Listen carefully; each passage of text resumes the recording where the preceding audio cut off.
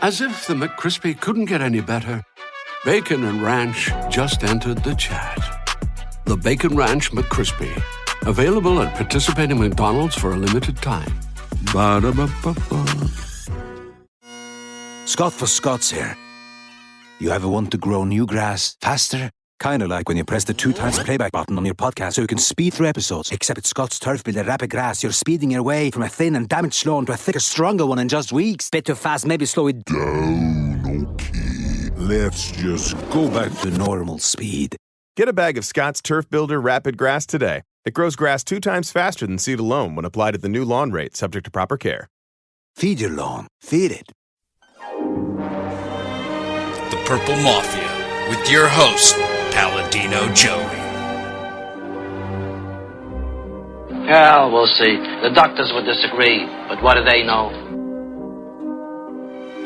So let's just say that you'll pay me because it's in your interest to pay me. Is it worth it? I mean, you've won. Do you want to wipe everybody out? I don't feel I have to wipe everybody out, Tom. Just my enemy. That's all. My father taught me many things. He taught me, keep your friends close, but your enemies closer. These are wonderful things that we've achieved, and there's no limit to where we can go from here.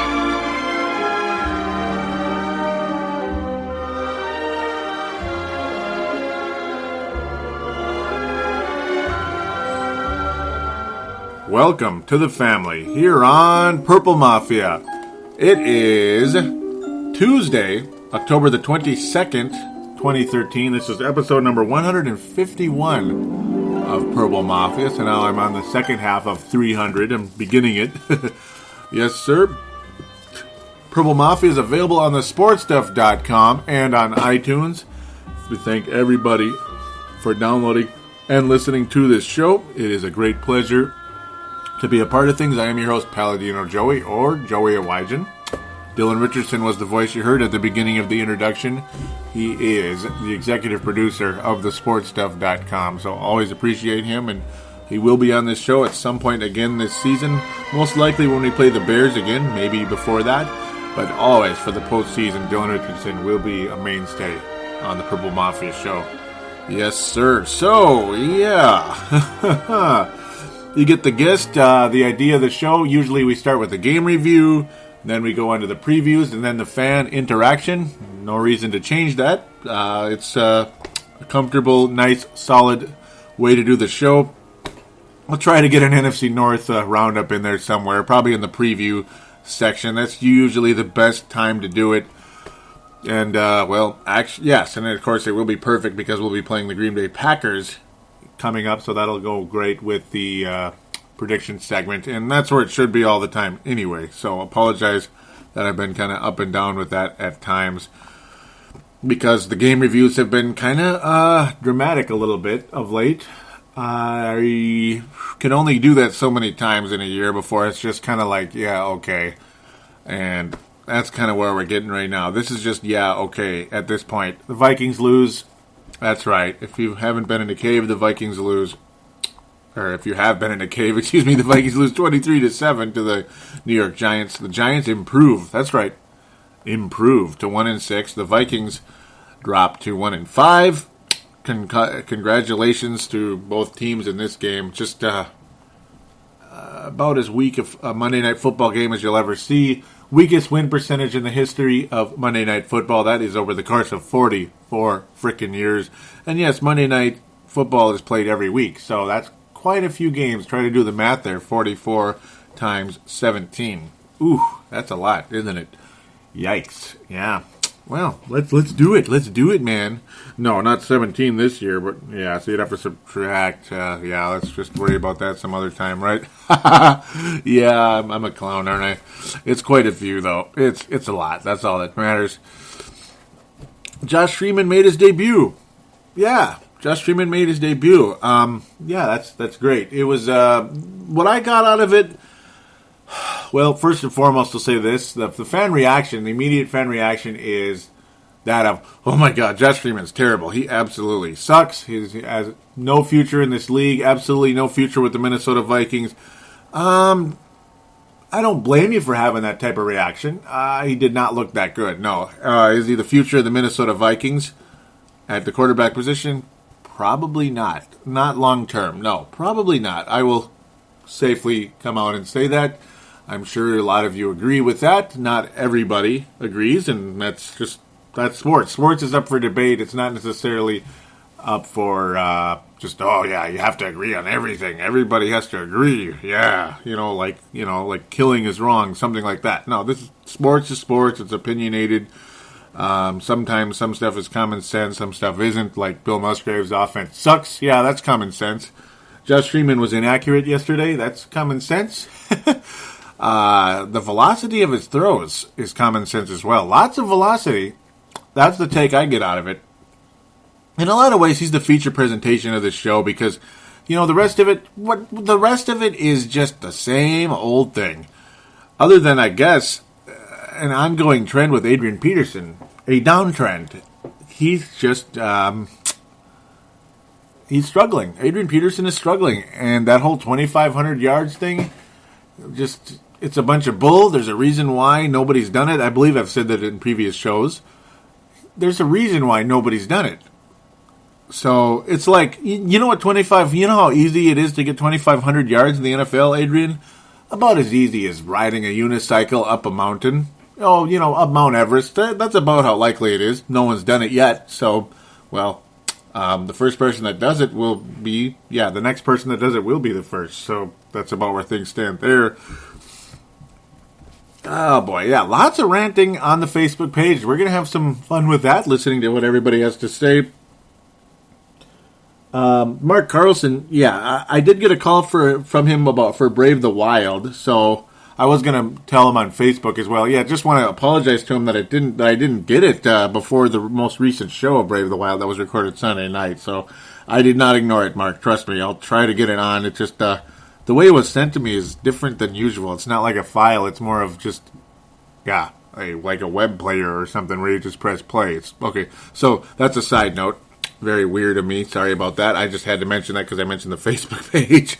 On the fan lines of both KFAN and 1500, there was a lot of this very upset fans. Fire everybody. Do this, do that. 3 quarterbacks in one season. That's pretty ridiculous. Yeah, I mean, the thing with Greg Jennings, he's seen 3 quarterbacks in his career.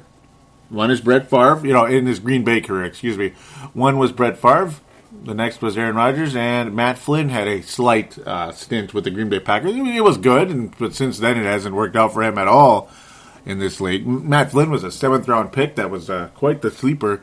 At least he appeared to be. And since he left Green Bay, it didn't seem to work out as well. It's kind of tough when you don't have the Greg Jennings and such of the league to throw to. Jones and all. Jermichael Finley, hope him a speedy recovery right there with that neck injury. That was pretty scary. Speaking of injuries this weekend, ACLs around for Sam Bradford, Reggie Wayne, and such. But anyhow, I continue to bounce like a madman. The fan base, wow. Yeah, you guys are very upset, and I don't blame you at all. Yeah, no. Again, stating the obvious, I'll just have to repeat it, I guess. Frazier and staff will not return for 2014. Almost no chance. There's just no. There is no turnaround to be had this season. There is no turnaround. We lost to an 0-6 team. I predicted that we were going to go into New York and lose because it's just the way it is. That's what kind of year it's been. We never really win in New York, almost never, except for 2007. That was quite fun, and 97, I guess, in that playoff game. But we hardly ever win in New York. It's just one of those things. And it just reeked of like the New York Giants. Yeah, they're going to get a win. The Vikings are actually playing even worse than them. And yeah, that's exactly what happened. They actually kind of kicked our butts, which is pretty funny. Even though they suck, they kind of kicked our butts. As funny as that sounds. Oh, and Josh Freeman. Josh Freeman was about as ready to play quarterback as one of us might have been. I mean, he wasn't ready to play quarterback. Bill Musgrave's offense is so intellectual and so complicated that he couldn't do it. But no, and his throws were all over the place. I think there's a little too much adrenaline going on with Josh Freeman. Getting cut really sucks. I couldn't even imagine. You're a first-round pick, pretty talented guy, and you just get cut. So obviously his adrenaline was way too high. He was on speed out there. It sure looked like it. What I like his pocket presence. He's pretty quick. He's got pretty quick feet without being happy feet like Christian Ponder. He's quick that way. But yeah, the throws were pretty ridiculous. He just was too hyper out there, too excited, too this, too that, too something, chip on his shoulder, whatever it is. Great zip on the ball. Wonderful spiral. You'll be hearing from Malcolm, by the way. That's a call-in. He says that as well. Really good spiral, but yeah, there was no touch whatsoever. Which is obviously one of the themes of the show, is the fact that Josh Freeman had no touch on the ball whatsoever. I mean, he was just throwing lasers at guys who were like, oh, okay, yeah, shoot, man, wow, almost, yeah, sorry about that. That's basically what it looked like, and that was kind of the theme of such. This should be a slightly shorter show tonight, because it's one of those things, outside of Josh Freeman, it's like, what more is there to say about this team? It's like, I guess I'll let the fans say what they're going to say when we get to the the fan interaction. You guys have all the right to say what you want, and that's what I'm here. That's what I'm all about. All about that First Amendment. Yes, freedom of speech. Talk about the Vikings. Yes, sir. Again, yeah, what more is there to say? The secondary sucks. The linebackers suck. Adrian Peterson struggling. The coaching staff is overmatched. The kickers are good, and the receivers are okay, but there's not much of a quarterback throwing them the ball. As for Josh Freeman, again, I do believe that just flat out coming out, oh, Josh Freeman's terrible, I'm not ready to do that. Yes. Was he terrible against the Giants? Yeah, he was terrible against the Giants. Yes, he was. Very inaccurate. Yeah, and I stated why. Too much adrenaline. Obviously, no touch on the ball. That's related to too much adrenaline, too much everything, whatever it is. It just wasn't the right time, I guess. And yet at the same time, Castle was so bad, it kind of was time. And also, Rick Spielman's was probably in the year of Leslie Frazier. You gotta put Josh Freeman in there, and you gotta take him out. Remember that ongoing gag? I didn't mention it on the show yet. Ongoing gag with Spielman with the initial conference call with the media and Josh Freeman. He was whispering in Josh Freeman's ear, so he was probably whispering in Leslie Frazier's ear as well. Like, yeah, Josh Freeman has to start and has to stay in there. Yet at the same time, I mean, if you're serious about bringing Josh Freeman in, I mean, just leave him in there. What's the point? I mean, what's the worst thing that could happen to the Vikings? They could get a really high draft pick and get a legitimate, hopefully get the right guy this time, legitimate blue chip quarterback in there. Or if Josh Freeman's really good, he's really good. We're happy for him. Either way, I gotta think if we draft a quarterback in the first round, which I gotta think that's top priority at this point. If we do that, you're probably not gonna start him right out of the gate. So maybe Josh Freeman keeps the job for the time being, and we see what happens. Kind of like a Drew Brees and Phillip Rivers. Remember when Drew Brees was in San Diego? And I'm not comparing Josh Freeman to Drew Brees. I'm just saying. Remember when Drew Brees was the quarterback in San Diego, and he wasn't doing too well. He just wasn't playing well. And it's like, you know what? Phillip Rivers time. Obviously they took Eli Manning first, wound up with Phillip Rivers. All of a sudden, Drew Brees felt the heat and started playing awesome, and then that's when he changed and got really good. But ultimately he ended up going to the New Orleans Saints, and we know the history there. Very good, except for that stupid NFC title game against the Vikings. But yeah, he played well in that game too.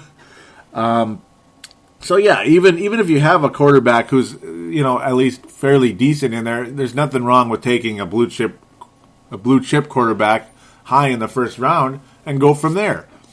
If Freeman leaves for Philadelphia or New York Giants to replace Eli Manning or something like that, you get the idea. Arizona Cardinals, yeah, they have as much of a quarterback carousel as we do.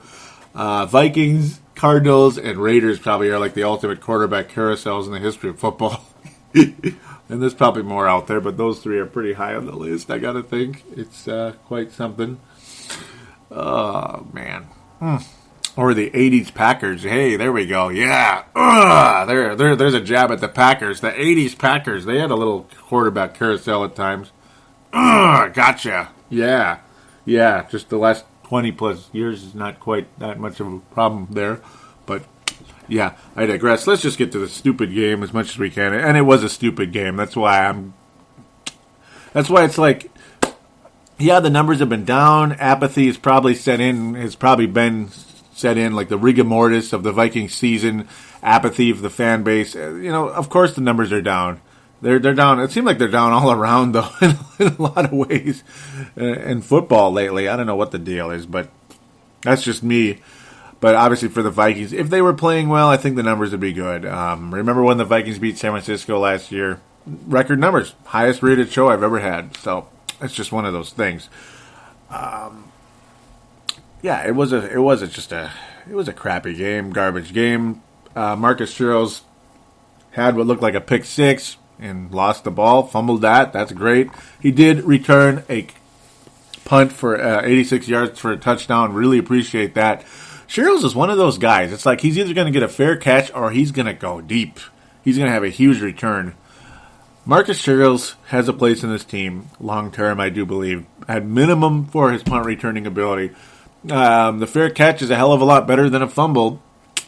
Yeah, no pun intended on the pick six attempt, or failed pick six attempt, we'll call it. Pick six, Eli Manning almost had another one, but not yesterday, unfortunately, because of that.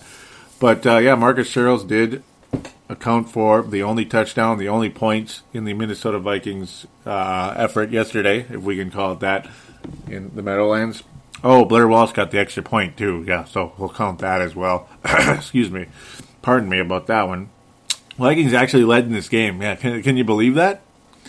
Yeah, they led in this game for a while. Like shucks, almost midway through the second quarter, they were up 7-3. But Josh Freeman was throwing the ball too hard. Guys were dropping it. He's throwing the ball like 9 miles ahead of people. I mean, he's like 8 feet above this guy, and it's like, whatever. Pretty lame stuff. Chris Cook was terrible. Josh Robinson was no good. Yeah. It's just like, whatever. What do you do? Yeah, I'm throwing up my hands now, guys. I am. Might as well just get to the preview, huh? I mean, what more is there to say? The Giants beat us. We played terribly. It's like I might as well just get to the fan reaction at this point. Other than that, I mean, it's come to that point. So with that, I'm going to take a quick break, and we're going to get to the preview and the NFC North roundup, and I'll get to the fan reaction. Hopefully, we'll get a little bit more going on. Yeah, it'll be basically a continuance of the game review anyway through that. So with that, we'll be right back.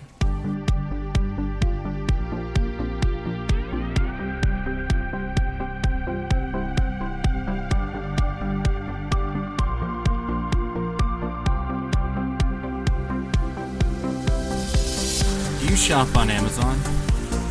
Did you know that you could support this podcast just by doing your normal shopping on Amazon? It's really easy to do. Just go to thesportstuff.com and click on one of the many Amazon pictures. Do your normal shopping, and Amazon sees that we referred you, and they give us a percentage. We'd like to thank you in advance for supporting thesportstuff.com, and please use our Amazon link. Now enjoy the rest of the show. And we are back here on Purple Mafia, episode number 151, which is a reminder for all of you out there on your iPods, your iPhones, your Android phone, Android device, iTunes for Apple devices, Double Twist application for Android devices. On Windows, simply search in the store, and on, that means like a Windows phone or Surface or whatever. And on the BlackBerry, same thing, search in the store. So there you go. You should find us and enjoy us and rock and roll. You've been noticing, though, that I haven't mentioned Dakota Sports FM, so I've got to get to this really quick. I didn't mention it last show either because I'd pretty much come to the decision that, it's just not worth it. It wasn't going anywhere, and what's the point? The guy... Travis Krenz was about one of the most difficult people to communicate with in the world. You really want to work with somebody, and the best you can give someone is one-word answers. I mean, I honestly have no idea what I have no idea what his deal was at all to this day, and I never will know. So it's just one of those things. He, just a very, very poor communicator, no communication, treated me like a stranger pretty much from day one, and just it never got anywhere. Nothing got anywhere, and we're no longer affiliated with Dakota Sports FM. Didn't appreciate the guy's attitude. Granted, the guy, I can't even call him, I can't even say it was a bad attitude. It was just lifeless, So, and obviously, speaking of lifeless, that website was just, I'm not trying to necessarily come up here and bash and all that stuff, but at the same time, that website was just a waste of time. It really was. So, whatever. Good luck to you, buddy. Seriously, good luck to you if somehow you're listening right now. Ugh, yeah. And that goes for Timberwolves Explosion and Brave the Wild as well. Seriously, one-word answers. Would you like it if your boss or business partner or whatever, who you were very polite to, very friendly to, would just give you a one-word answer and not talk to you again for like a week or more, if that, and then just you'd get maybe a one-word answer, and that's it. And usually it was just, okay. That's great. Okay. Yeah, I just said it, right? Also, one other thing I got to mention, Josh Freeman's game yesterday in general, I might as well just get to the stats of it. He attempted 53 passes, completed 20 of them, 37%, 38%, whatever it is, quarterback rating of 40.6. The interception he threw, too, was just dumb, just kind of forced it while he was getting sacked, almost getting sacked. It was just dumb. So I got to throw that in there also. It's like you just get so apathetic even thinking of the game review. You just kind of like go, whatever, just move on. Adrian Peterson, by the way, only 28 yards, 2.2 a carry, 13 rushes, a long of 8. Yeah. Adrian Peterson had a long of 8. That's pretty rough. That's unbelievable. Yeah. It's just, what do you do? That's how bad it was. It is what it is, folks. It is what it is. So, NFC North Roundup. Where are the Lions? Yes, the Lions played both teams did play. We'll start with the Lions and the Cincinnati Bengals. The Lions hosted the Cincinnati Bengals, and they lost. The Cincinnati Bengals are now 5-2. The Lions are 4-3. 27-24 victory for Cincinnati in Detroit. Congratulations to the Bengals. Matthew Stafford, speaking of attempting 50-plus passes, 51 attempts, 28 completions, 357 yards. Andy Dalton didn't need that many attempts to get 372 yards. Both quarterbacks had 3 touchdowns. The stats are more entertaining than the game itself. The gameplay was actually pretty lousy. Andy Dalton, really like Andy Dalton, and the Vikings could have taken him instead of Christian Ponder in the 2011 draft. Hindsight is 20/20 and all that good stuff, but boy, a little better insight on who's better. When you think about it, everybody was kind of like, Christian Ponder's a reach. And it's like, you see no special skills out of Christian frickin' Ponder every time he sets foot on the field. Every time you saw him, it's like, he doesn't really have any special skills, does he? He just he's a little bit athletic and his throws look kind of meh, What did they see out of Christian Ponder versus Andy Dalton? Rick Spielman, I'm sure you're a hard worker and all that good stuff. But boy, when it comes to the quarterback, you better get your ass to work, buddy, right now. I'm sure he is, but I'm just saying. I'm not saying, I'm just saying. You better be right this time, or you're fired. Yes. A lot of people may already want Spielman fired. And that's, I don't blame you on that one. Boy, Cincinnati, really strong game. Kelvin Johnson, both A.J. Green and Kelvin Johnson had 155 yards apiece. 2 touchdowns for Kelvin, 1 for A.J. Green. Kelvin Johnson noticeably missing against the Green Bay Packers the other week. Remember when they got 6 points and Green Bay got 22? Packers are not as, it's like they're good, but they're not like going to run away with the division. Like, it's like, like they're so much better than everybody else. But, Detroit and Chicago aren't necessarily scaring anybody either at this stage. And, well, whatever, I guess. It's just how that goes. Cincinnati, though, strong game in Detroit. Chicago could not get it done against Washington. Jay Cutler with a torn muscle in his groin. That's got to suck. That really has got to suck, actually. And it's also one of those what can you do type of things. Oh, boy. Feel for you there, the Jay Cutler. Feel for you, buddy. Feel for you. That can't be fun. Trying to get the score here. This thing is being a little bit funny. Chicago did lose 41-45. Just an absolute shootout of a game. But really, it wasn't even a shootout as much as the defense was pretty horrendous. Matt Forte got 3 touchdowns on only 16 rushes for 91 yards. 3 touchdowns for Roy Helou. Roy Helou. Like, hello. Remember him? He ran on the Vikings fairly well last year, if I remember correctly. And yes, he did when RG3 and co. beat up on the Vikings in Washington, D.C. last year. That was a really fun game. Redskins have a terrible defense. The Bears' defense was better than it's been of late. It's really not been an exciting year for them in general. They are 4-3. That's Dylan's club, of course, the Chicago Bears. I like them more than the Washington Redskins. Robert Griffin III with 2 touchdowns, 1 interception, 298 yards. Josh McCown, very strong in the time he played. Jay Cutler was injured fairly early in the game, the first half. Quarterback rating of 8.3. Ouch. Jay Cutler's not a strong start. He was the interception. I believe he was hurt when he threw the interception, if I remember correctly. No, it was not long after that, though. Josh McCown, though, do you remember that name? You remember the famous Paul Allen? Most people listening to this have probably heard the soundbite at some point. 2003 season, Minnesota Vikings needed to win in Arizona. Arizona Cardinals had the worst-ranked offense and the worst-ranked defense in all of football in Arizona, of course. And, yeah, the game was in Arizona, I'm trying to say. And, of course, when the Vikings need a win and they're playing the worst possible team in the NFL, at least on paper, the worst possible team in the league, of course we didn't win the game. And Josh McCown hoisted a last-second Hail Mary from about 50 yards out, 48 yards out, and heaved it to Nate Poole, who caught it. And he received a key to the city of Green Bay, Wisconsin, later that week as the Green Bay Packers won the division and made the playoffs. Vikings missed the playoffs. Good times. That really was a bummer. Vikings got revenge the next year when they beat the Green Bay Packers. That's at least how the Packers were all showing off about giving Nate Poole the key to the city. The Vikings beat the Packers in their very first playoff meeting. And then last year, the Packers got revenge on that 10 years later. But anyhow, the Bears, Josh McCown played fairly well.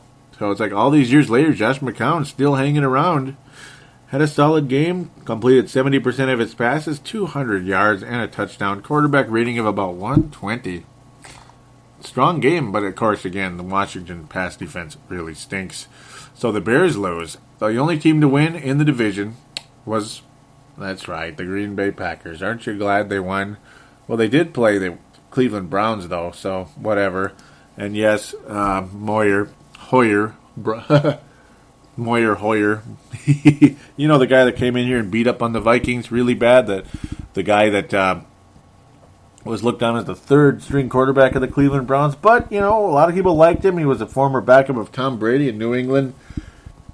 There are members of the Cleveland Browns that worked with the Patriots, and they really were high on him, really liked him. He was on a nice run. Cleveland was actually 3-2 at a point.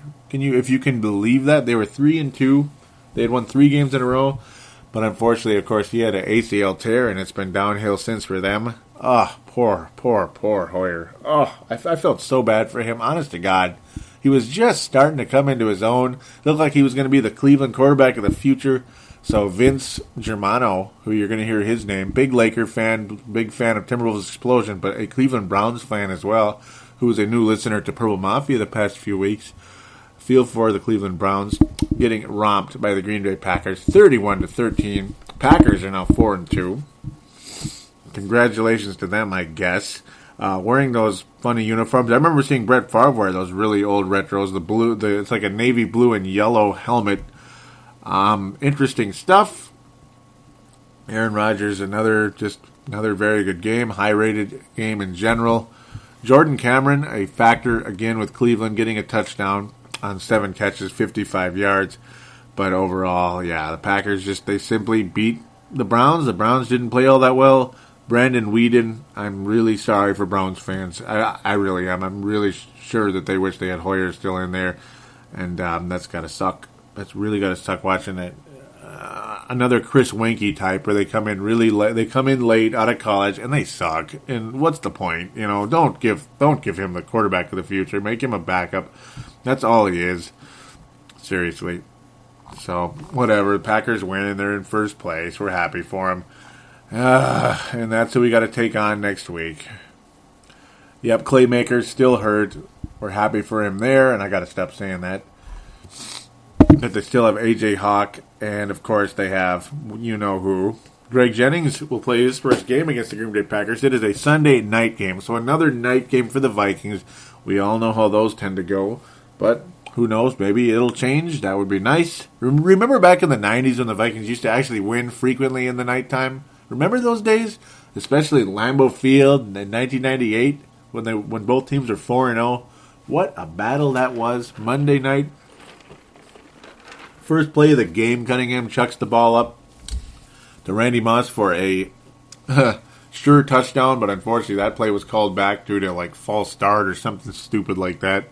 Can't remember exactly. Maybe a hold. But then the next play we did it anyway. It was hilarious. Vikings and Packers. Yep, it's Packer week, and Brent Jacobson's famous cheese grater picture. Vikings logo's on the cheese grater, and the grated cheese is the Packers logo. Gotta like that. Good times. Yep, as I mentioned, the Packers still have Aaron Rodgers, but now they also have Eddie Lacy. That's right, Eddie Lacy, who was looked down as the number 1 running back in the draft, but slipped all the way down to late in the second round, 29th pick in the second round, making him about the 60th pick in the draft or so, 61st pick in the draft. It just shows the value of running backs in the draft and viewed by GMs in the league nowadays because it's become such a pass-first league. A guy like Eddie Lacy to slip as far as he has, it's pretty crazy. He's not Adrian Peterson. He's not Arian Foster. He's not even necessarily a Frank Gore or anything yet, but he's kind of headed to the Frank Gore range. And Green Bay's got a legit starting running back right now. Number 27, Eddie Lacy, is changing things a little bit in Green Bay as Aaron Rodgers isn't necessarily attempting 45, 50 passes every game now. He's attempting more like the mid to upper 30s, 36 passes to be exact in Aaron Rodgers at this point. And of course the Packers were ahead of Cleveland, so of course you're going to give the ball to Eddie Lacy more in that situation. He had 22 rushes, 82 yards, and a touchdown, only a 13-yard for a long. Reggie Bush only had like a 7-yard long as well Sunday, excuse me. It feels like Monday, doesn't it? Man, weird. It's Tuesday. Yeah, it's Tuesday the 22nd. Huh. Yeah, but it's because it was a Monday night game for the Vikes. That's why I'm here on a Tuesday.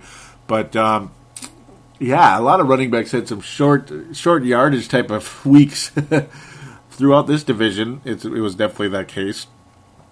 Every team in the division has a legit running back. That's kind of interesting, you know? And you think about that, this is probably the first time in a long time you could say that. Minnesota has Adrian Peterson, duh. Bears have Matt Forte, yep. Detroit finally has a decent running back in Reggie Bush, because Barry Sanders has been gone since 99-ish, so yeah, it's been a while. It's just been a little while. And now the Green Bay Packers have Eddie Lacy. Nice draft pick. And when I saw the Packers take him, I was like, oh, shoot. Uh-oh. We'll see where this heads. This could get interesting. Not necessarily, not necessarily like a game-breaking Adrian Peterson type, but, well, this is 2013 and not 1992, so the running game is not quite as valuable, not quite as paramount as it was 20 or even 10 years ago in the Marshall Faulk era. Oh, I miss you, Marshall. I miss you so much. Eddie Lacy, though, really, really good pick for the Green Bay Packers. Can kind of give Aaron Rodgers a little bit of a break and stretch the field one way or another for the two. Good pick by Green Bay. Makes them more deadly. Do I see them as a Super Bowl team? Absolutely not. I think there's like at least 3 other teams in the NFC that I think are more likely to get there. San Francisco, Seattle, and New Orleans being those 3. Yes, they're certainly not the Giants, but yeah, who knows? Maybe we started their miracle run again. We shall see.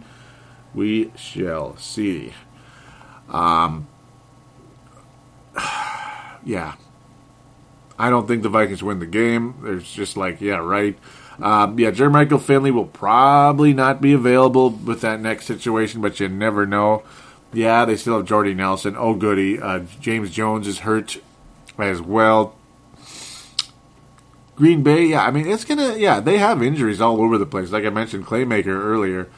The injuries are all over the place for Green Bay. It's not going to be necessarily the easiest game for the Packers, but the odds of the Vikings with the way things are headed, regardless if you think the Vikings have quit on their coach or not, they've quit on somebody. Have they quit on themselves? Have they quit on the season itself? Have they quit on the assistant coaches, or the coordinators, one way or the other? Have they quit on any of them? Yeah, Randall Cobb is also hurt. Yep, that was the other one. I was like, well, I'm forgetting somebody here. What the heck? Randall Cobb didn't even play in the game. And he's out for at least 6 weeks with a knee injury. So that's another reason where a guy like Eddie Lacy comes in extremely valuable right now for Aaron Rodgers and co. Because, well, I mean, you don't have as much to throw the ball to. You have Jordy Nelson. And, well, yeah, it gets interesting after that. No Randall Cobb, no Jermichael Finley. They do have a guy who's been emerging of late, and I just... it's Jared Boykin who's emerged a bit. He's just getting started, really, quite frankly. Had a strong game, though, yesterday. Yes, he did. He's a guy to watch, I suppose. He was an undrafted player out of Virginia Tech, born in Tennessee, but yes, Virginia Tech. Strong game against Cleveland, 103 yards. Yes, it's Cleveland, but, well, somebody's got to catch the ball, right? Looks good so far for Mr. Jared Boykin. We shall see. This is his second year in the league, as mentioned before. Jordy Nelson, Jared Boykin, and that's about it. Eddie Lacy, right? Eddie Lacy, yeah. And, yeah, they still have James Starks, too, so Green Bay, very balanced. I do believe they defeat the Vikings. The Vikings are not playing well at all. What score are we going at? Green Bay isn't exactly lighting people up this year, are they? It's like sort of, but not really. You know, they had like 22 points against Detroit, who doesn't have that great of an offense. They did get 30 against Cincinnati in a very entertaining game. That's actually their season high. Cleveland was the season high. I'm looking at it, you know, when you think about it, I guess we got to go with a similar score to the Cleveland game because Minnesota's a lot like what Cleveland is right now. We have a quarterback who I think he'll be better than he was against New York. Green Bay's defense is not that good. And he's got to be better than he was against New York. You got to think he'll be a little more in sync. Maybe he'll have calmed down a bit. He seemed awfully hyper yesterday. A little more touch on the ball. I mean, yeah, he's got more touch than he threw yesterday. That was just weird. I mean, Josh Freeman doesn't always throw on the ball that crazy. So, but I do think it's going to be a similar score, like 31-13. Unfortunately, I mean, Green Bay is that much better than what the Vikings are right now. I mean, if the Giants can beat us 23-7, I got to think Green Bay can beat us 31-13. And I'm going to go with, I'll make it 31-17.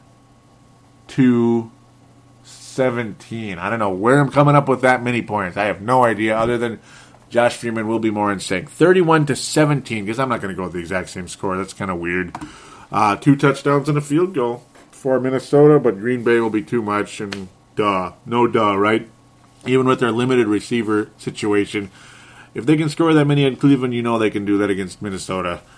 Chris Cook is just terrible. Josh Robinson stinks.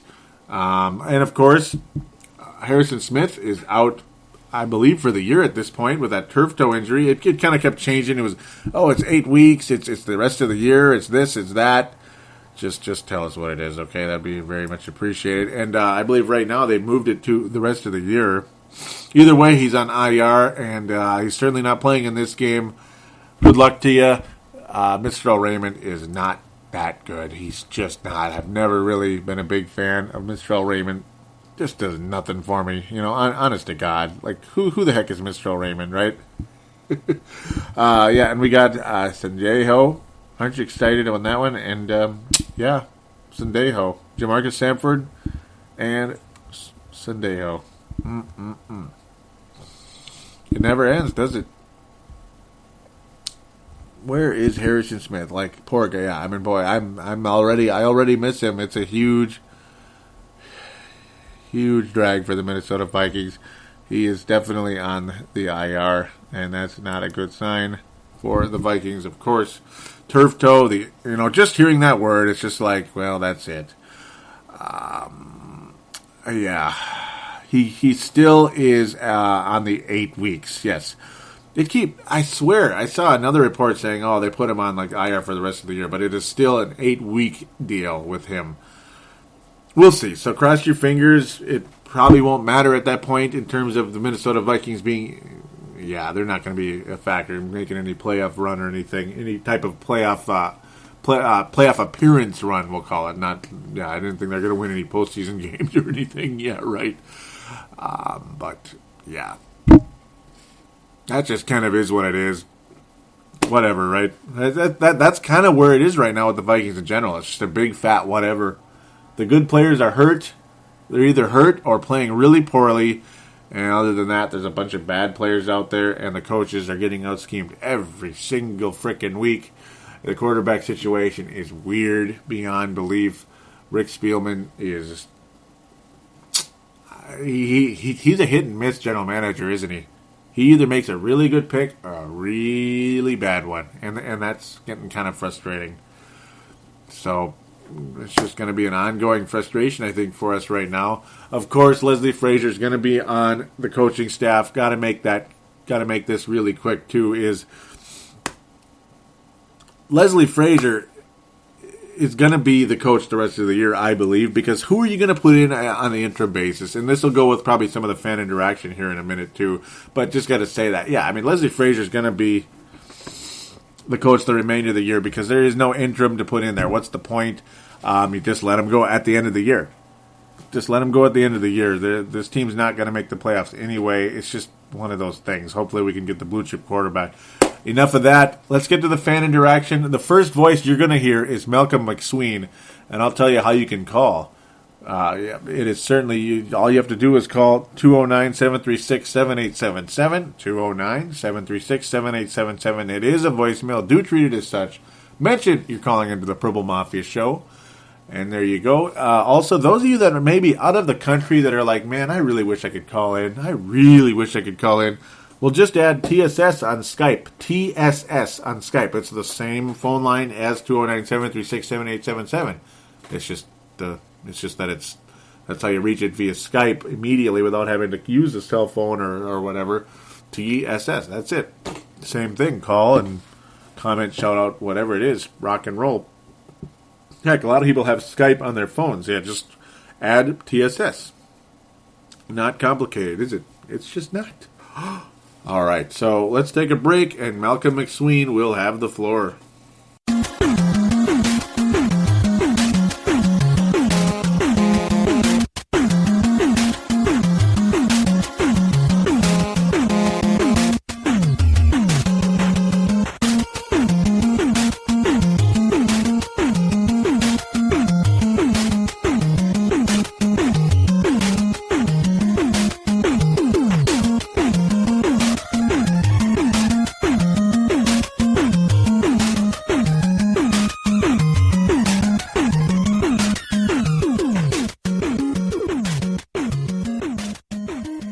Hey Joey, it's Malcolm from California. I was going to post some stuff on Facebook, but I have too much to say too. I don't want to have you read that stuff online and whatnot. So I'm going to start off with just the ball isn't bouncing in the Minnesota Vikings' favor right now. I mean, as soon as Sherels dropped that interception that could have been a pick six, and then the next play was a fourth down punt that he fumbled within our 10-yard line. Oh, man, I just knew right then and there that this is another 3-13 season all over again, which really sucks, but, you know, maybe we'll get a good quarterback in the draft. I mean, Freeman was, every time he dropped back and threw the ball, it was a perfect spiral of freaking bullet, but they were just off. Every time I saw it on the screen, it looked like just he was confident throwing the ball, and I'd get excited, and then it'd just be just 5 yards off the receiver. So there's something wrong with him. He might not be the answer. And as soon as they kick the ball to us, and it didn't go to Cordell Patterson, and then we fumble it, and they get the ball, and that's when I turned the TV off and threw the remote, but I turned it back on just a few minutes later. I couldn't handle this game. It was upsetting. Could have been 2-4. A little bit of hope, but either way, still a Vikings fan. And hopefully Josh Freeman can pull it together so we can at least know we have a guy going forth. Or if not, then hopefully he just falls apart and we know we need to get something. But all right. Sorry it took so long, but talk to you later, Joey. I'll enjoy the show. Thanks. Bye. Hey, Malcolm, thank you so much for that call. Really, really good stuff. Yeah, lots of good stuff to say, or maybe not good in terms of like, yeah, in terms of, you know, I mean, it's just, it is what it is, you know, good takes, obviously, but obviously not good news per se, you know, like not good news for Minnesota Viking fans, no. And yeah, the bounce of the ball, it's just like been like that kind of all year for the Vikings. It hasn't bounced well at all. Sherels fumbling, it's just like, you got to be kidding me. That's like, it's just one of those deals. The stars are not aligned for the Vikings in any way, shape, or form this year. Yeah, Freeman was a mess. There's no doubt about that. So that's for sure. That was one of the themes of the whole game yesterday for Viking fans. Yeah, we'll see what happens. We shall definitely see what happens long-term with, obviously, well, short-term with Freeman and long-term with quarterback de jour, or hopefully it's somebody better than de jour, quarterback supreme, I hope, premium quarterback. Remember a term I used to use about a year or two ago, and before that. I just hope the Vikings don't get a blue-chip bust, because there have been blue-chip busts. One of the injuries that I'm not sure if I mentioned earlier, Sam Bradford, ACL, out for the year with the St. Louis Rams. There's an example of a blue-chip bust. Really, he's like a Christian Ponder at the price of $70 million, basically. Sam Bradford is not that good at all, and he was a number one overall pick. Andrew Luck, number one overall pick, not a prick at all. Andrew Luck is awesome. Awesome quarterback. In fact, he's probably the next best quarterback in the league. And I don't think too many people would disagree with that statement. The loss of Reggie Wayne, that's got to really suck because, my goodness, look who the Indianapolis Colts have beaten this year. They've beaten San Francisco, they've beaten Seattle, and they've beaten Denver. I mean, does it get any better than that? If they were a college team, they'd be ranked number one overall because look who they beat. And then Reggie Wayne's out with ACL. It's like, well, that really sucks. That's great. Wow, that really sucks, doesn't it? Definitely feel for them there. Had them going to the AFC title game against Denver at the beginning of the season. If you want to listen back to season preview, or those of you who have not listened to that, thank you so much for what you had to say, though. Malcolm saying you'll enjoy the show, and no problem. You know, when you said it's a little long or whatever, no problem. I mean, a lot of people call in for a while. Some people just bring up too many topics. That was kind of like a perfect call, really, where it's just a couple. It's not like 19 topics, because I can't get to like 19 topics. I can't. You know, I mean, look at all these posts I got to get to on Facebook. I'm not going to get to every single one, but I'm going to try to get to a decent number. I don't like to leave people out because I just don't feel right about it, per se. I mean, I really, really appreciate you guys commenting on this show and calling in. It's just, I mean, Malcolm, just love you, I really appreciate that you call in and post on the page. So, speaking of one of the greats, Brent Jacobson, oh yeah, this picture right here, this image right here on the Facebook page, in honor of Packer Week next week, like I mentioned, the cheese grater with the Viking logo and the Packer logo on the Great Head cheese, the cheese that's already been grated from that cheese grater, is a part of the Purple Mafia Hall of Fame, Purple Mafia lore, because it brought a ton of new likes to the Purple Mafia page, because people were sharing it like crazy last year when the Vikings were going into that Viking Packer week last season. It was just unbelievable. And it kept going after the win. I mean, the likes were just flying in, and it was incredible. Unfortunately, it didn't increase the numbers of the show very much. Maybe for like 1 week or something. It's kind of weird. I don't know. It just shows how bandwagon the fan base truly is of the Minnesota Vikings. And like I said, the numbers they're as low as they've really ever been. I don't think it's because I'm terrible. I think it's because the team is hurting us. But maybe I am terrible. No, I'm kidding. No, this picture right here is going to the Purple Mafia Hall of Fame, if and when there is one. Got to save it for all time, and thank you, Brent. Never get rid of that picture. Post it as much as you want, especially during Packer Week. That'll be a nice tradition from now on, I think. And yeah, having Brent post it deserves some credit right there. It should be Brent posting it. Yeah, so thanks for that. Brent was asking about the Rams are looking for a quarterback and maybe in the market to trade for one. How about we offer them Christian Ponder for a fifth or sixth round pick? I wonder if we could get that. Hard to say, really. I gotta think of, I mean, you might have to put in the seventh there. I'd be open to the idea. I mean, what's the point of keeping a guy that clearly okay, you want to say, okay, he could be a nice backup in this league. If Christian Ponder wants to be here, I'm missing something. The guy looks like he's got an attitude every single freaking time they show him on the camera. He always looks pissed off. I mean, you watch it, he really looks like pissed off. Alex Smith looked kind of bummed out when on the San Francisco 49ers sideline, and that was in the Super Bowl. You got to think that was just eating at him that he couldn't be a quarterback in the Super Bowl. I mean, that is such an honor of all time. If you're a football player, if you're a quarterback that ever picks up a ball as a kid, just wow, you're in the Super Bowl. You're a quarterback in the Super Bowl, starting quarterback. So to have that stripped away has got to suck.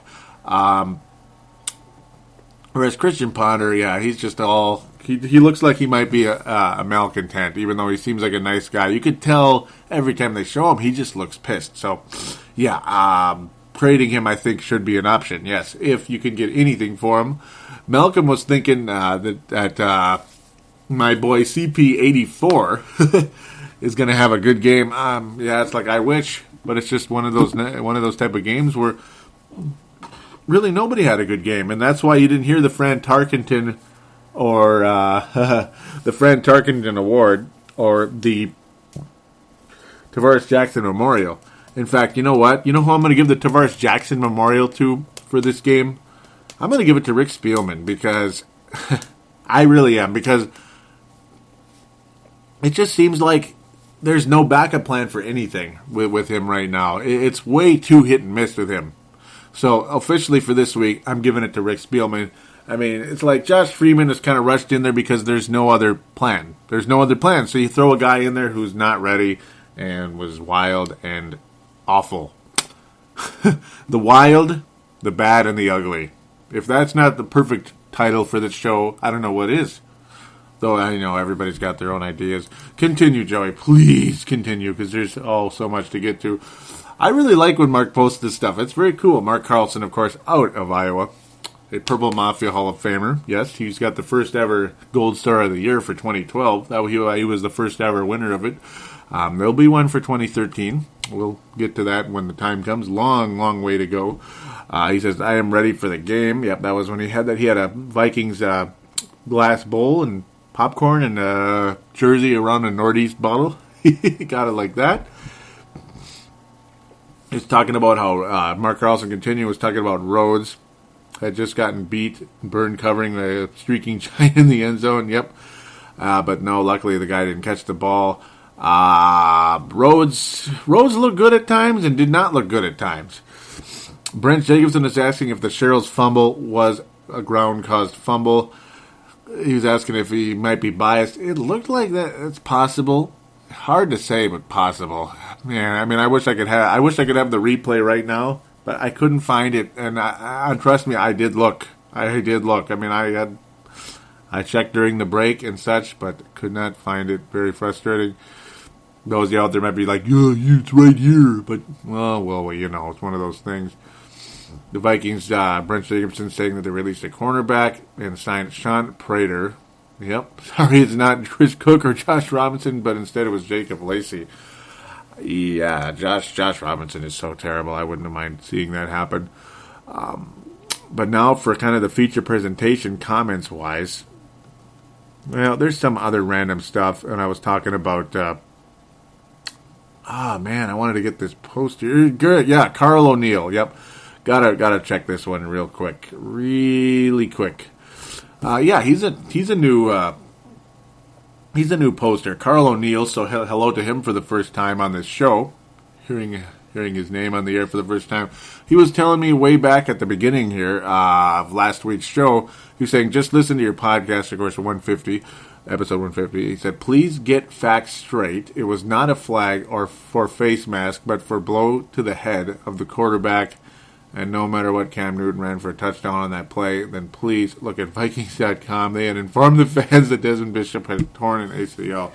And, yeah, at the time when I was recording, it's just I'm really sorry about that one. That was a really embarrassing mistake by myself, and I do apologize for that, Carl, and everybody listening when I was saying how... So I kind of left it open when Desmond Bishop was still hurt and unsure what it was at the time. I really do apologize for that. That's an embarrassing mistake. And, it's one of those things, though. Show hosts do that at times. They do. They miss stuff, and I'm not the first to do it. As for the face mask blow to the head thing, well, the face mask was grabbed, yes. So that's what I saw of it at the time. It was one of those kind of situations where you're watching the game and you're seeing what you're seeing, and maybe I somehow, some way, just got it wrong with the way the ref interpreted it. But that's a little bit of hyper analysis, micromanaging right there. So that's one of those simple things where I'm not going to really apologize for that one as much.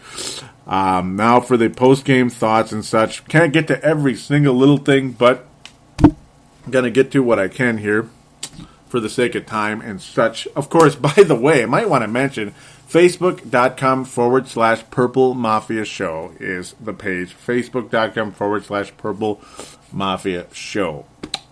For Twitter, it's at Purple Mafia Show as well for that one. Like and or follow those pages would be appreciated. I'll try to get to some of the Twitter. It seemed like a lot of it, though, today was like a lot of conversation going on between people, and you know how your Twitter handle gets... people don't take it out of there. So I keep getting mentioned when other people are having a conversation about something.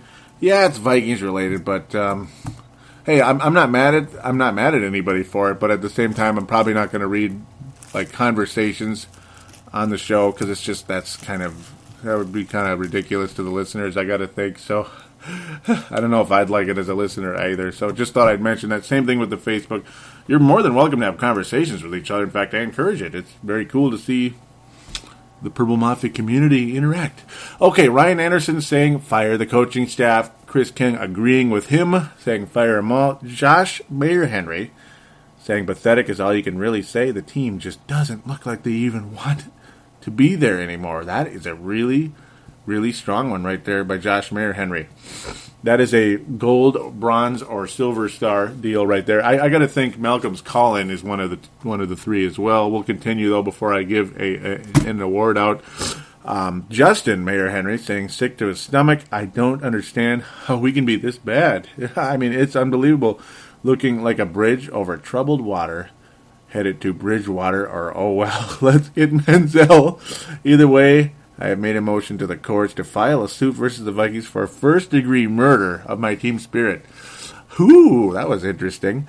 Todd Vandermeer saying, wow, awful, just awful. How long can the Wilfs watch this crap before something is done? There is no excuses. Pathetic and embarrassing.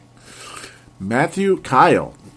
So Todd's from Indiana. Matthew is from Maine. So very cool how we have fan base. We have a fan base for the Minnesota Vikings and the Purple Mafia show in other states. That is very cool. Very much appreciated. Matthew Kyle saying there isn't an adjective I know to describe that performance aside from the inept coaching staff. Freeman was a complete train wreck. That was one of the thoughts. That was one of the names I was looking for as the title of this show. I decided to go with Wild, Bad, and Ugly. You know, it's I kind of fill in the blanks with those.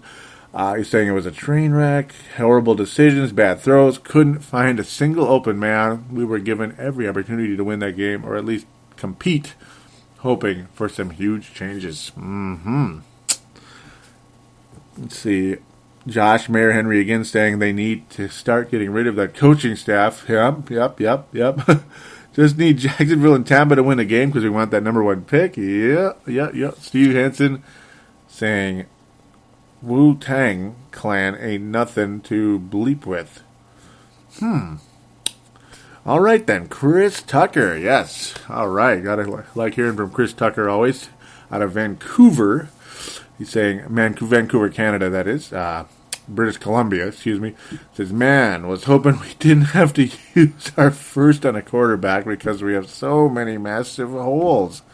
But you have to get a single color in here. A signal color in here. This is unwatchable. Yeah.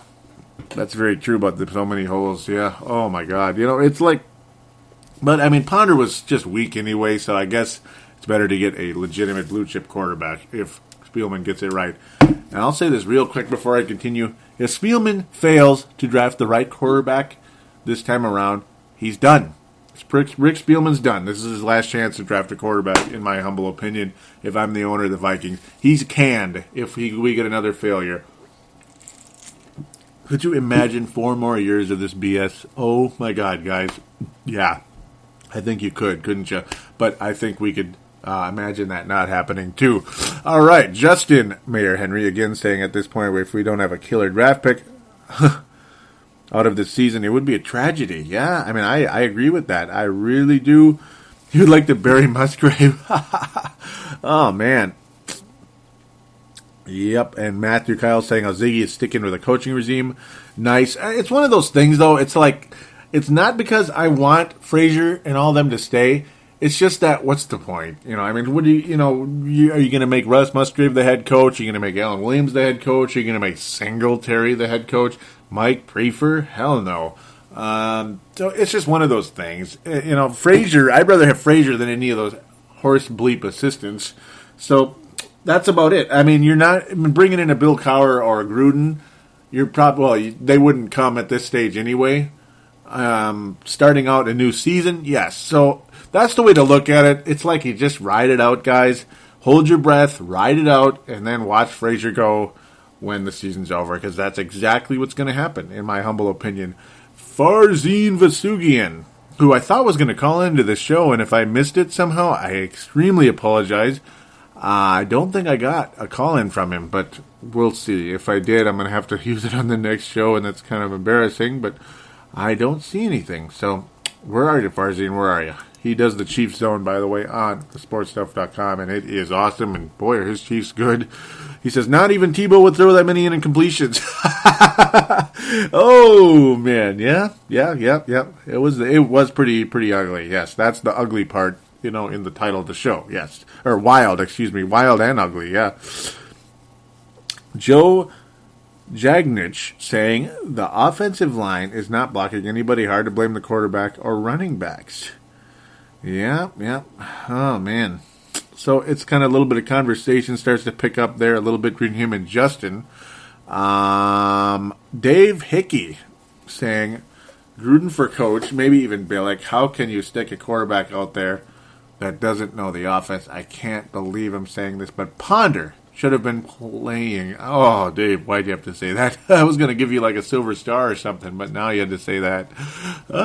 Josh Freeman was terrible, missed several open receivers. Whether you know the offense or not, if a guy is open and you throw it 5 yards over their heads, yeah, that's bad to see. That's bad. I see why Tampa cut him loose. Yeah, it was bad, wasn't it? It was pretty ugly. Gonna keep digging and looking here. Dave Hickey saying it's a major possibility we get the second pick in the draft, but he said the sky is falling. Does it sound like I'm rambling? Yeah. Yes, I'm so frustrated. Cook is a flat joke. Oh yeah, I mean he is terrible. If you want a touchdown, throw it his way. I love that. Absolutely love what he had to say there. Josh Robinson, Sherels, all that good stuff. Dropping a pick 6. Oh, stupid coaching. Yeah, I mean, it's endless. It's basically everything except the receivers, and even they're not that good, are they, Dave? Susan Fulkerson saying, if any team needs a quarterback, it's the Vikes. Yep, need a franchise quarterback, it's the Vikes. That's for damn sure. Josh Mayer Henrys was talking about how, it's been decades since we had a quarterback. In fact, Tarketon. Yeah, that's about it. And he's about right. Franchise quarterback. One that was, for longer than a year. Favre was a franchise quarterback at age 40 for 1 year. So it's just one of those things. This is a really good statement right here by Mark Carlson. He says, it's incredible. Our defense must be dead last in the league. Who cares about the quarterback anymore?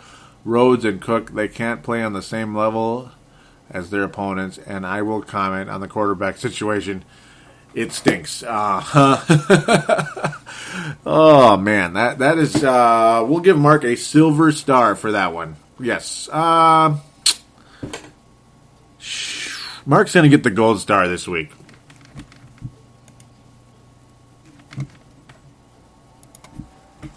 That was a gold star.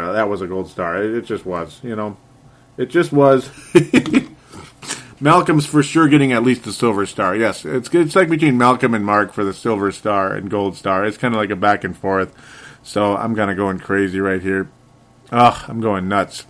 I'll officially give it to Mark, though, because that was pretty cool how he said that right there. Yeah, those guys are just terrible.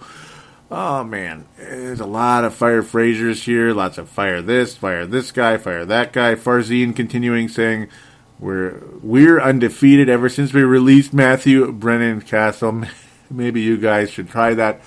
Woo, Farzine, you son of a gun. No, that's true, though. Very true.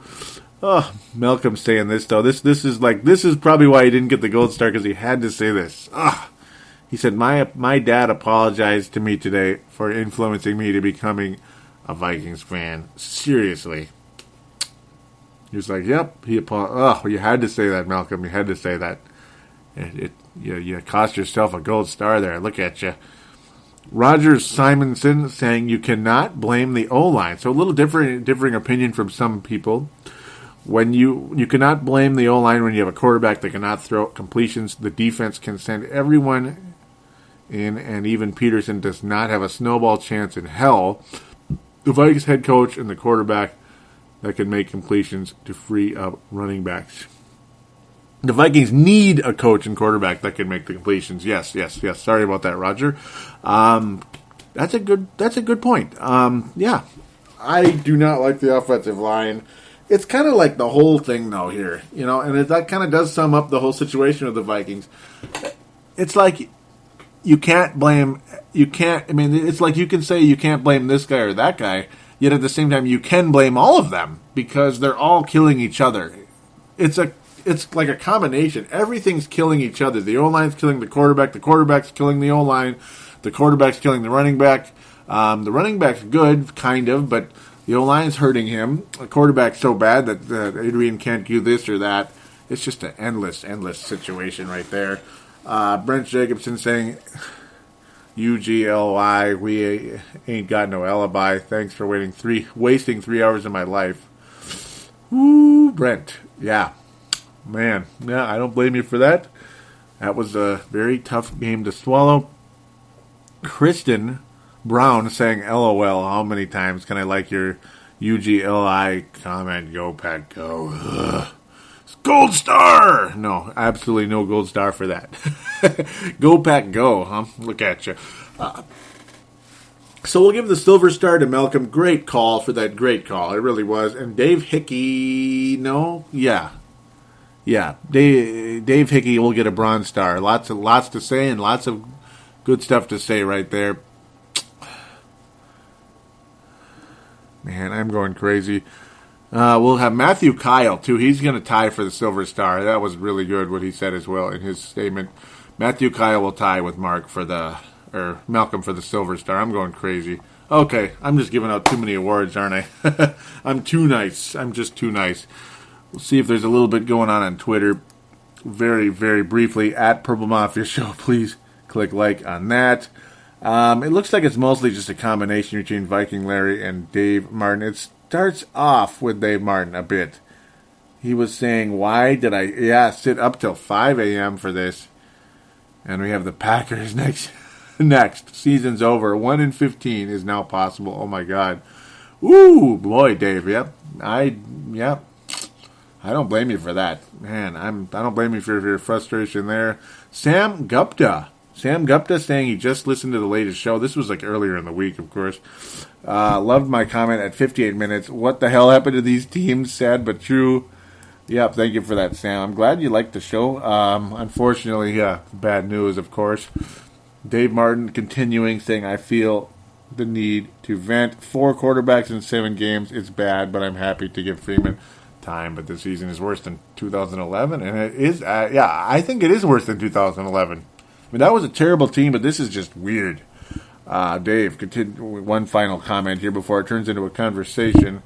Was saying, if we end up with the first pick, do you trust Spielman to use it wisely? Hope the Wills do the right thing and find a real general manager first. Ooh, Dave, yeah? That's the thing. It's like Spielman is hit and miss. He's hit and miss, Dave. He missed with Ponder. He hit with Harrison Smith. He's hit with certain guys. He hit with Percy Harvin and Adrian Peterson. Though, was it really fully him with those? Maybe yes and no. It's kind of like a back and forth type of deal. I thought he hit with Khalil, but Khalil's kind of hot and cold, and it's also an easy pick to pick 3rd overall, 4th overall for picking Matt Khalil. That's one of those no-brainers. It's just kind of like it doesn't really take a genius to do that. Josh Robinson was a terrible bleeping pick. 3rd round pick, Josh Robinson, garbage, man. The Harrison Smith pick, good. Floyd and Rhodes are question marks. Floyd looks like he's got potential in this league. Rhodes, he just might be a bust. He's starting to head to that. He's starting to head to that possible bust category at this point. Cordero Patterson's extremely talented, though some people believe he's not the brightest bulb in the drawer. Not sure where to go with that. I think he's really talented and should be on the field more than he is. The coaching staff treated, and this is something I'm going to close the show with right here. For those of you out there that are like, well, Cordero Patterson isn't playing for a reason, and this is like people in the media that are kind of like smarter than everybody else, because they're on regular radio, so they're just smarter than everybody and every fan in the world, and that's why I don't treat you guys that way, because being smarter than acting like you're smarter than everybody else actually makes you look more stupid than ever, in my opinion. Okay, now to get to the point, for crying out loud. Right, yes, Mr. Wright with the Vikings. That guy. Yeah. Jarius Wright, anyway, was treated the same way by the Vikings last year. In fact, he was inactive almost the first half of the season. Oh, now he's starting to get targeted and starting to get the ball thrown at him. Like, not right now, but I mean, like last year. And he was a huge factor in the Vikings' improvement during last year, especially because Percy was out. So there you go. They're not always right. They're not. No pun intended there. But, excuse me, yeah, they're not always right. That's funny how that turned out, but case in point, they're not always correct. They're not. I think Cordero Patterson getting more targets will make him a better player in this league. Yesterday he was targeted 3 times, though a lot of those were like badly overthrown. One of them was like about 9 feet over Patterson's head. It was like, why even bother? I mean, why even bother? No one's going to catch that. Manute Bull isn't going to catch it. Shaq's not going to catch it. I won't even go there. Superman might catch it. That's about it. You have to be flying to catch that ball. That on at least one of those. They were really pretty wild. So a lot of the targets and catches do not indicate necessarily how awful the receivers were. It was much more that the quarterback's accuracy was poop. With that said, we will conclude the show. This has been a very exhausting show to do. And it's just one of those things. And I treat my shows as if they're live. And I try to do that at all times. Because really the final goal of radio is to be on live radio. So I got to do it as if it's live. And I'm tired, guys. I'm exhausted from my work schedule. The team style of play has been just so bad. It's frustrating, and it's kind of sad to talk about. And I keep repeating the same stuff every week, how horrible this guy is and how horrible that guy is. And I'm sure it's tiring to listen to, but it's tiring to say as well. So I'm just letting you know, I really hope that this show did sound well and it wasn't kind of like a weird, goofy thing. I mean, it's just, I'm exhausted, guys, right now. And I'm going to keep doing the show because I'm here. I'm dedicated. And guys out there that have listened to this show and post in that Facebook page, you have no idea how much it means to me and why I continue to do the show. I mean, you're the reason I continue to do the show. You are. There have been times where it's just like, man, it's like, geez, I should just stop for a while, but I can't. No, I don't want to just walk away from you and let you down. I want to keep doing the show. So I really appreciate those of you that do enjoy it and have been there for me, and it does mean a lot. So thank you so much, Malcolm, Mark, Brent, Sebastian, so many others. The Mayor Henrys, yep, they've been kind of new the past few weeks. Matthew Kyle's been new the past few weeks as well. Just guys like that, new, the old, the new. Love all of you, really. So just want to mention that you're the reason why I do this show, and there is no doubt about that. And those of you that have disappeared, doggone it, you better come back. Please come back. 209-736-7877 is the number. And don't forget, those of you that are out of the country, TSS. Look up TSS on the Skype account. I don't know why I haven't been saying that the last 4 or 5 freaking years. That would have been smart, wouldn't it?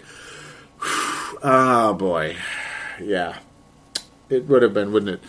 Thank you always, Dylan Richardson, for having Purple Mafia on the website of thesportstuff.com. Oh, so appreciated.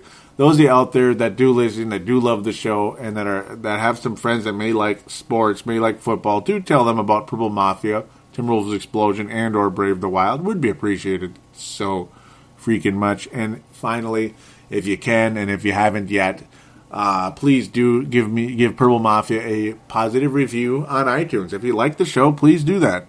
Could really use that. Not only do the star, but actually write a review if you could as well, like 5-star, 4-star, whatever it is.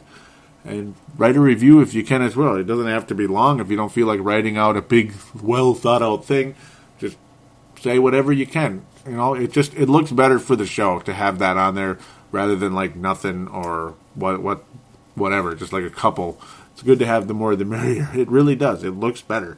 So, again, and I apologize if, I don't know if I was on my game or not. Honestly, it's just one of those things. I just came up here and did the show tonight with minimal notes. Very minimal notes.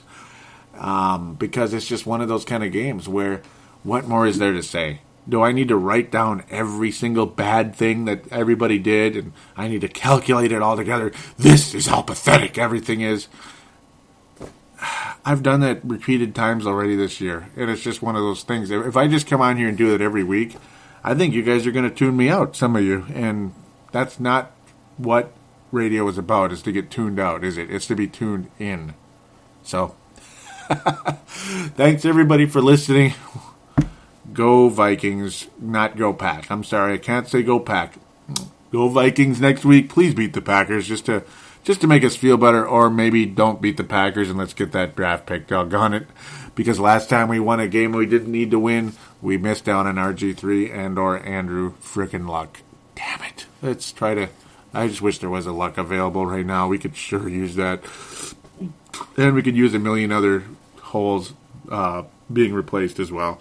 Anyhow, I'll shut up and I'll let you guys enjoy the rest of this week. Hopefully, there'll be more of you listening to the show this week than there have been the past few. Thanks, everybody, again.